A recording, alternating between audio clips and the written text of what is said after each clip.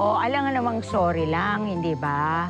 Siyempre, kailangan parang hindi sapat yun. Kailangan meron ding kutos. Yes, sister, I agree. O, tingnan niyo to si Pepe, ang brave niya kaya. Nakakahiya naman kung yung matanda yung walang kutos, di ba? Ay, naku.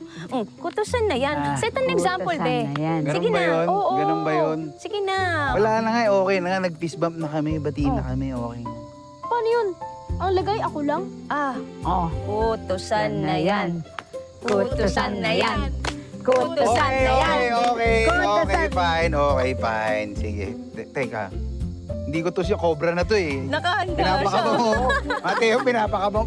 Parang sakitan mo Okay. Mateo. Teka lang, Nick. Kala ko ba may labat mo? Ang dami mo sinabi. Eh, masakit to. Kita mo yung kamao niyan, laki-laki.